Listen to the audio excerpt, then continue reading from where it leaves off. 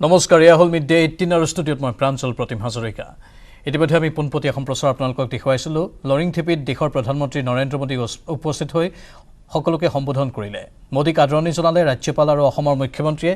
উপস্থিত জনতাক কৰমৰ্দন কৰিলে প্ৰধানমন্ত্ৰী মোদীয়ে মোদীৰ আগমনক লৈ উথপ লাগিল লৰিং থেপিৰ আকলাম অঞ্চল শান্তি আৰু উন্নয়ন সমাৱেশত অংশ ল'লে মোদীয়ে ইতিমধ্যে তেওঁ ভাষণো আগবঢ়ালে সেই ভাষণ প্ৰসংগত নৰেন্দ্ৰ মোদীয়ে কৈছে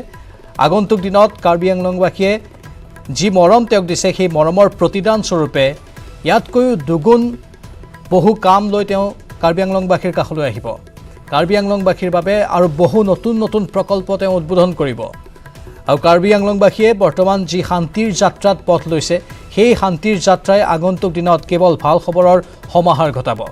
প্ৰধানমন্ত্ৰীগৰাকীক আদৰণি জনালে 18500 গৰাকী জনগোষ্ঠীয় শিল্পীয়ে মানচাত পশু চিকিৎসা মহাবিদ্যালয়ৰ আধাৰশিলা স্থাপন কৰিলে তেওঁ কলঙাত কৃষি মহাবিদ্যালয়ৰ আধাৰশিলা কৰা হ'ল পশ্চিম কাৰ্বি আংলঙৰ উমপানাইত আদৰ্শ চৰকাৰী মহাবিদ্যালয়ৰ আধাৰশিলা স্থাপন কৰে মোদীয়ে ৰাজ্যত মুকলি কৰিলে 2985টা অমৃত সৰোবৰ এই অনুষ্ঠানৰ পিছতে প্ৰধানমন্ত্ৰীগৰাকী হেলিকপ্টাৰেৰে এতিয়া উৰা মাৰিব ডিব্ৰুগড়ৰ অসম চিকিৎসা মহাবিদ্যালয় হস্পিটেলৰ সমীপৰ হিলৈধাৰীত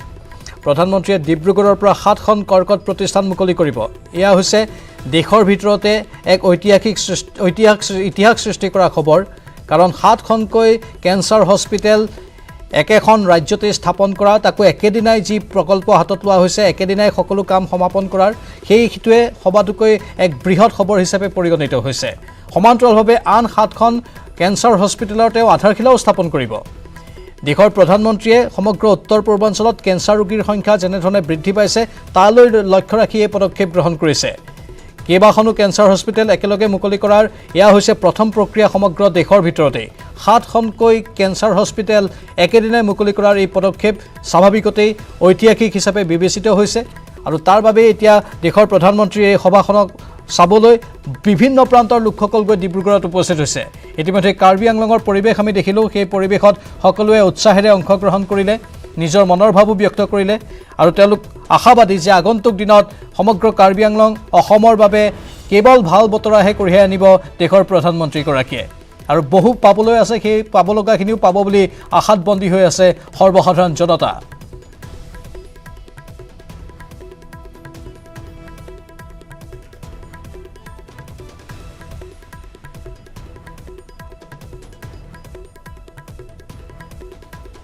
এটা সময় আছিল যেতিয়া কাৰ্বি আংলঙত কেৱল গুলি বাৰুদৰ শব্দ শুনিবলৈ পোৱা গৈছিল এতিয়া কাৰ্বি আংলঙত শুনিবলৈ পোৱা যায় বিকাশৰ ধ্বনি এই বিকাশেই যুৱ প্ৰজন্মক উৎসাহিত কৰিছে এই বিকাশৰ বাবে যুৱ প্ৰজন্মই অস্ত্ৰ সম্বৰণ কৰিছে জংঘলৰ পৰা উভতি আহিছে যুৱ প্ৰজন্ম যিসকল এটা সময়ত অস্ত্ৰৰ হাতত ল'বলৈ জংঘললৈ গৈছিল তেওঁলোক আজি মূলসুঁতিলৈ উভতি আহিছে এই বিকাশৰ বাবে উন্নতিৰ বাবে শান্তি আৰু উন্নতিয়ে সমগ্ৰ সমাজক পৰিষ্কাৰ কৰে লোকেল ফৰ ভোকেলৰ ধ্বনি আকৌ এবাৰ দেশৰ প্ৰধানমন্ত্ৰীৰ মুখত কাৰ্বি আংলঙৰ এই জনসভাতে শুনিবলৈ পোৱা গ'ল শান্তি উন্নয়ন সমাৱেশত অংশ লৈ লগতে প্ৰধানমন্ত্ৰীগৰাকীয়ে ক'লে যে অসমত এতিয়া শান্তি স্থাপন হৈছে অসমত পূৰ্বৰ সেই পৰিৱেশ নাই কাৰ্বি পাহাৰ এতিয়া শান্তিৰ পথত যাৰ বাবে উন্নতিও দ্ৰুতগতিত হৈ আছে কাৰ্বি শান্তি চুক্তিৰ অধীনত উন্নতি হৈছে কাৰ্বি আংলঙত সেই কথাও ক'লে প্ৰধানমন্ত্ৰীয়ে 1000 কোটি টকাৰ বহু আঁচনি ৰূপায়ণ হ'ব কাৰ্বি পাহাৰত আগন্তুক দিনসমূহত নিবনুৱাৰ সংস্থাপন উজ্জ্বল ভৱিষ্যতৰ কাম হৈ আছে বৰ্তমান আৰু সেয়া পূৰ্ণগতিত কৰি থকা হৈছে কাৰ্বি পাহাৰবাসীয়ে কাৰ্বি আংলঙতেই পাব সকলো সুবিধা সেই কথাও প্ৰধানমন্ত্ৰীৰ মুখত আজি শুনিবলৈ পোৱা গ'ল সমগ্ৰ দেশত 75000 অমৃত সৰোবৰ নিৰ্মাণ হ'ব তাৰ বাবে ইতিমধ্যে সকলো পদক্ষেপ লোৱা হৈছে আমি বিকাশ আৰু বিশ্বাসৰ নীতিৰে কাম কৰিছোঁ বুলি আজি প্ৰধানমন্ত্ৰীয়ে উল্লেখ কৰিলে আপোনালোকৰ সপোন আমাৰ সংকল্প প্ৰধানমন্ত্ৰী নৰেন্দ্ৰ মোদীৰ এই বক্তব্য আগতে গুলি আৰু বোমা ফুটিছিল আজি হাত চাপৰি বাজিছে বিস্ফোৰণৰ শব্দৰ ঠাই লৈছে বিকাশৰ ধ্বনিয়ে কাৰ্বি আংলঙৰ জনসভাত অংশগ্ৰহণ কৰি এই মন্তব্য কৰে দেশৰ প্ৰধানমন্ত্ৰীয়ে লগতে তেওঁ কয় উত্তৰ পূবত আপস্পাৰ পৰিধি হ্ৰাস হৈছে সেইটো ভাল খবৰ মুখ্যমন্ত্ৰীৰ প্ৰচেষ্টাই অসমত শান্তি আনিছে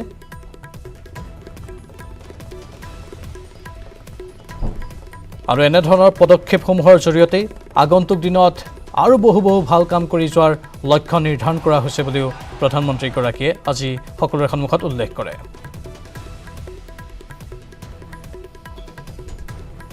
1000 करोड़ रुपए के अनेक प्रोजेक्ट का शिलान्यास आज यहां पर किया गया है। डिग्री कॉलेज हो, वेटरनरी कॉलेज हो, एग्रीकल्चर कॉलेज हो,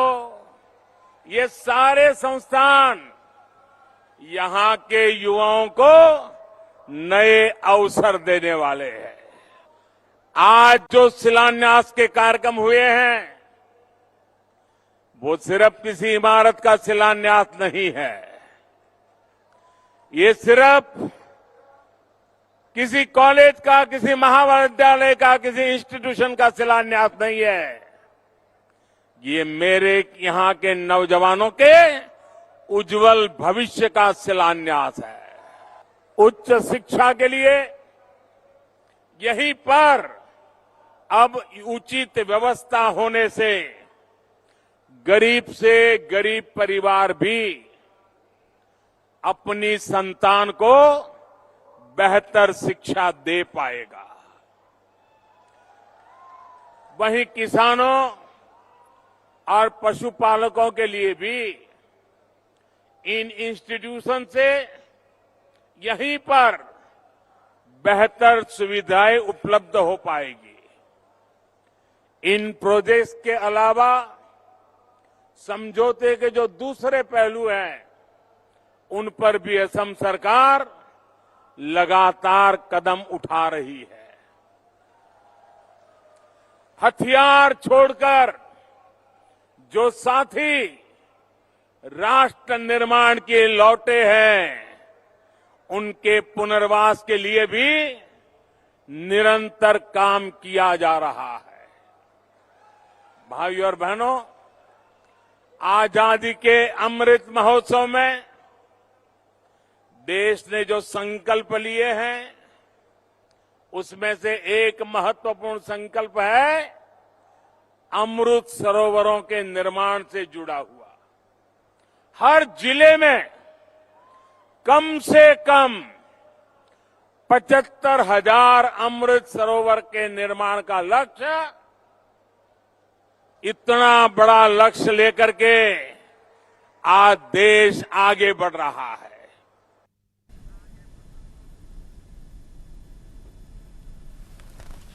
आज जब कोई असम के जनजातीय क्षेत्रों में आता है, नॉर्थ ईस्ट के दूसरे राज्यों में जाता है, तो हालात को बदलते देखकर उसे भी अच्छा लगता है। कार्बी आंगलोंग या फिर दूसरे जनजातीय क्षेत्र, हम विकास और विश्वास की नीति पर ही काम कर रहे हैं। मैंने आपकी समस्याओं को,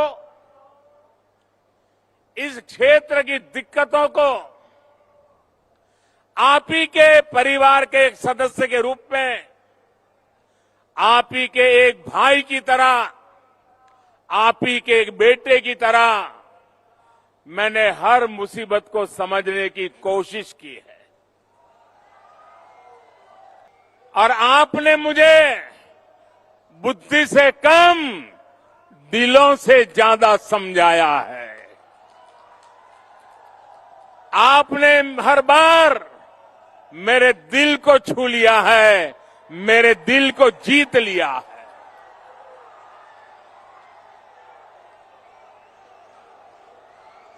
जब परिवार के सदस्य के रूप में हम सब एक परिवार की तरह समाधान खोजते हैं तो उसमें एक संवेदनशीलता होती है, दर्द और पीड़ा का एहसास होता है,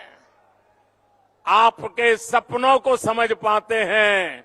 आपके संकल्पों को समझ पाते हैं, आपके नेक इरादों की इज्जत करने के लिए जिंदगी खपाने का मन कर जाता है।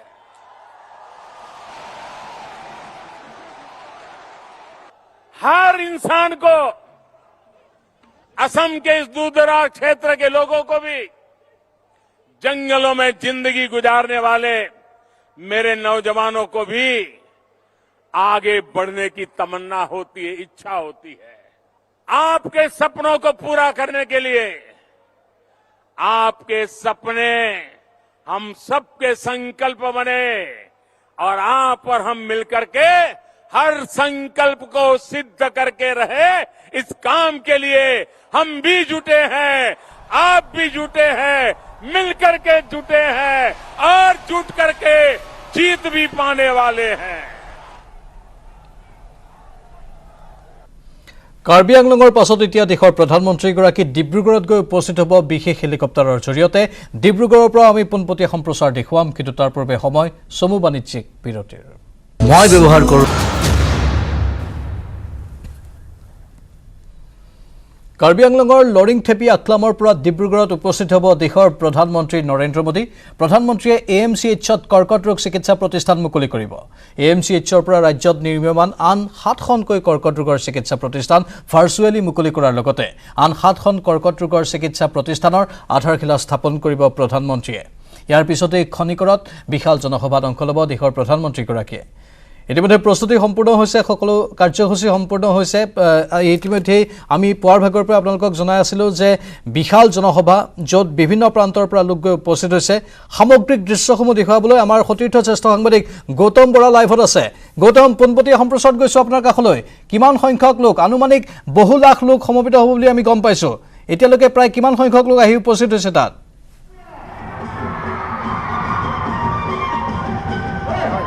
নিশ্চয়কৈ প্ৰাঞ্জল, মই পোনপটীয়াকৈ দৃশ্যসমূহ দেখাবলৈ চেষ্টা কৰিম যে 2 লক্ষাধিক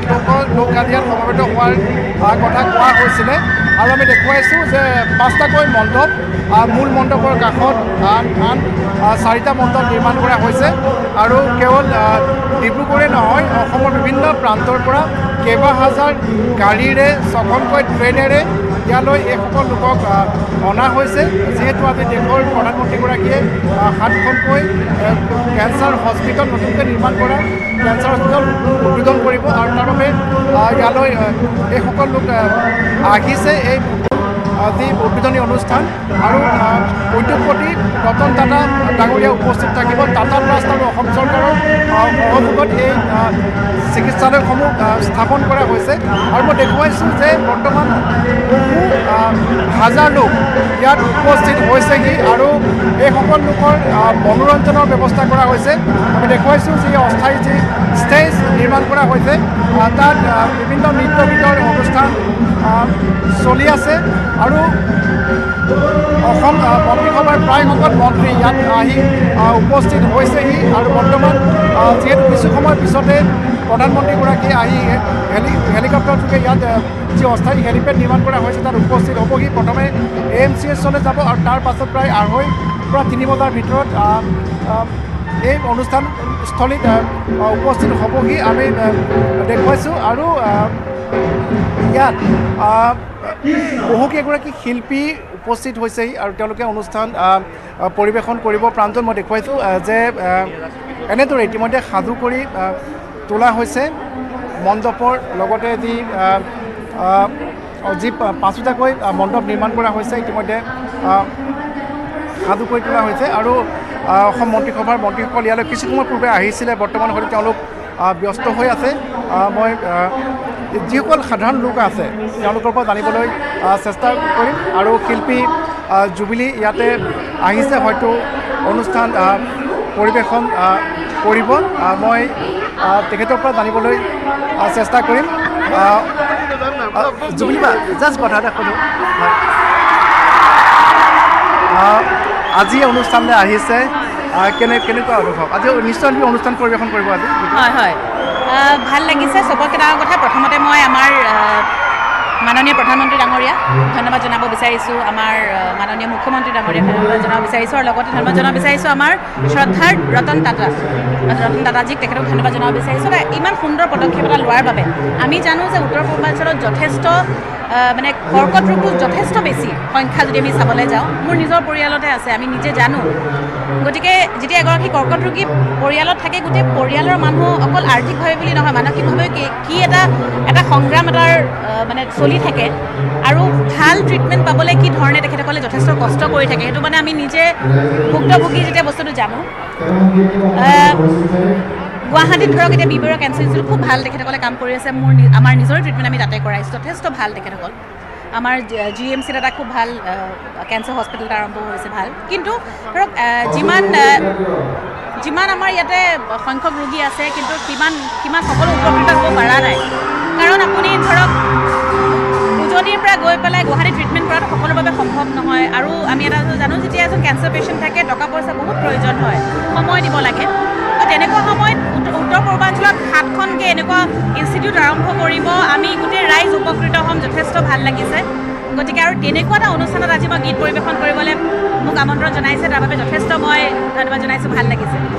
ধন্যবাদ জনাইছোঁ আৰু আমি জনাব বিচাৰিছোঁ যে 7খন কেঞ্চাৰ হস্পিটেল স্থাপন নিৰ্মাণ কৰা হৈছে লেভেল 1 লেভেল 2 লেভেল 3 কেটেগৰী আৰু ইয়াতে সকলোখিনি অত্যাধুনিক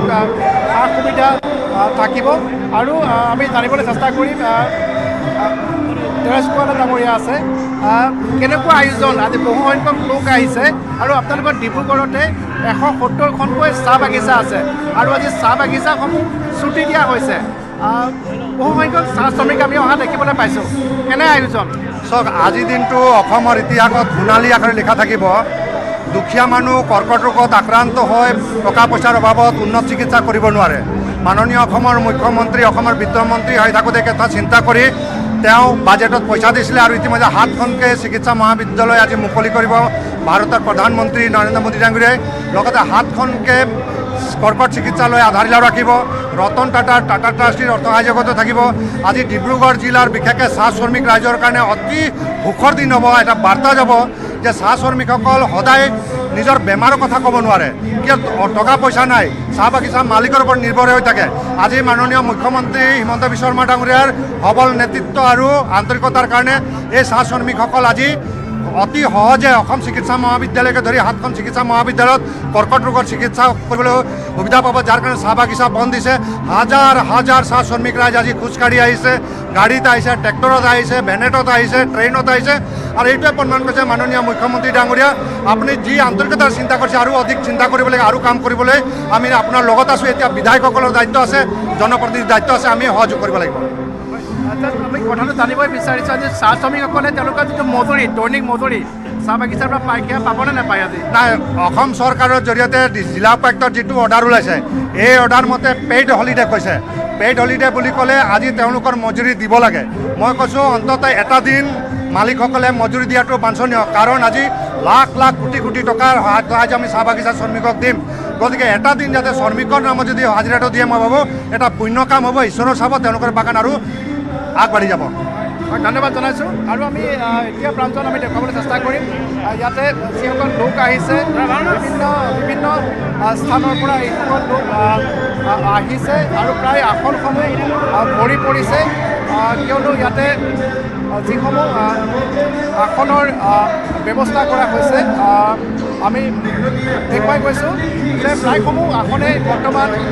ভৰি পৰিছে তাৰ উপৰিও ইয়াৰ কাষতে যিসমূহ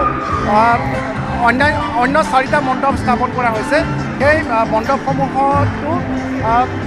ৰাইজ থাকিব পাৰিব আৰু আমি জানিবলৈ চেষ্টা কৰিম যে যিসকল লোক আহিছে বাইদেউ ক'ৰ পৰা আহিছে ৰাজগড়ৰ পৰা আহিছোঁ ৰাজগড়ৰ পৰা আহিছে আমি দেখুৱাইছোঁ ৰাজগড়ৰ পৰা আহিছে আৰু ঠিক সেইদৰে ডিব্ৰুগড় তিনিচুকীয়া শিৱসাগৰ বিভিন্ন স্থানৰ পৰা এইসকল লোক আহিছে বাইদেউ অকল কথা এটা সুধিম ক'ৰ পৰা আহিছে আপোনালোক ঘূৰণীয়া ডিষ্ট্ৰিক্ট আজি কি বুলি আহিছে ইয়ালৈ আজি কি মন কৰি আহিছে আজি মানে বহুতে ভাল লাগিছে একদম ফূৰ্তি আহিছোঁ আৰু প্ৰধানমন্ত্ৰীক চাবলৈ আহিছে আহিছোঁ আৰু আগতে কেতিয়াবা প্ৰধানমন্ত্ৰীক এনেকৈ দেখি পাইছেনে নাই আগতে এনেকৈ প্ৰধানমন্ত্ৰীক কেতিয়াবা দেখি পাইছেনে নাই নাই পোৱা আগত নাই পোৱা আজি প্ৰথম পাইছোঁ আৰু আমি দেখুৱাইছোঁ যে এনেকৈ বিভিন্ন স্থানৰ পৰা বাইদেউ ক'ৰ পৰা আহিছে আমি ঠাকুৰথানৰ পৰা আহিছোঁ ঠাকুৰথানৰ পৰা ক'ৰ পৰা ঠাকুৰথান লেকাই ঠাকুৰথান কি মন কৰি আহিছে আজি আজি মোদীজী নৰেন্দ্ৰ মোদী ডাঙৰীয়াক আমি চাম বুলি আহিছোঁ আগতে বাৰু দেখিছোঁ গৌতম আপুনি লাইনত থাকক আৰু ডিব্ৰুগড়ৰ এই পৰিৱেশ এক উৎসাহপূৰ্ণ পৰিৱেশ বৰ্তমান কিছু সময়ৰ পাছতে প্ৰধানমন্ত্ৰীগৰাকী উপস্থিত হ'ব আমি পোনপটীয়া সম্প্ৰচাৰ দেখুৱাই থাকিম এইখিনিতে আমি চমু বাণিজ্যিক বিৰতিৰ বাবে ৰৈছোঁ তাৰ পাছতে পুনৰ ডিব্ৰুগড়ত পোনপটীয়া সম্প্ৰচাৰত যাম